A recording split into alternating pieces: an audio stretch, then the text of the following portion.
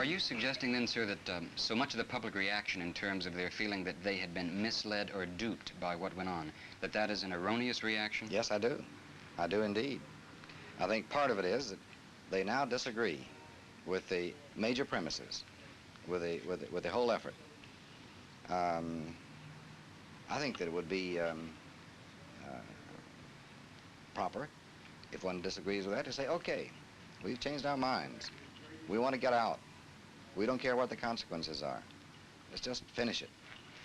And do it directly and honestly and simply, without looking for all sorts of alibis. We were deceived. People weren't deceived. They knew what was going on out there. Thanks not only to people in government, but thanks to the intense coverage given to it by the press and news media. I think part of the press coverage has led to a public impression that the government at that time made some foolish, perhaps even some stupid decisions, and that people do feel they were misled. What would be your response to that kind of a public impression? For example?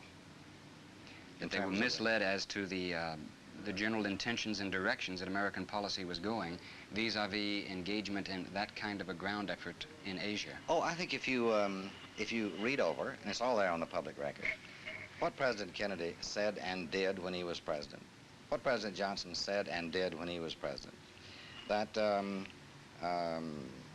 what they were doing was made known. Now, I personally underestimated the tenacity of the North Vietnamese. They've taken 700,000 killed and almost surely an equal number in grievously wounded, and they're still coming. I had supposed and hoped that if we established a position in Vietnam, which they clearly would have to recognize could not be overrun by military means, that they would either draw back or engage in some serious negotiations. But the irony is that about the time we established that position in South Vietnam, divisions here at home took away from them any incentive to negotiate, and I suppose they just decided to wait it out and see how far it goes. The study as published in the New York Times has used a phrase, colossal misjudgments that were made vis-a-vis the North Vietnamese and their reaction to American pressure. Do you have any reason to quarrel with that phrase, colossal misjudgment? Yes, in part, because in the first place,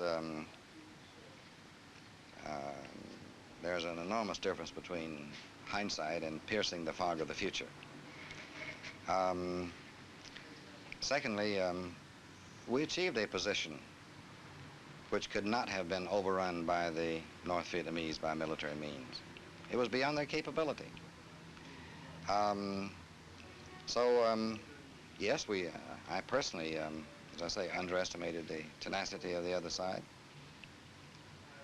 We may have overestimated the patience of the American people and their willingness to see it through, this kind of a prolonged struggle that seemed to have no end to it. But we'll see what history has to say about it.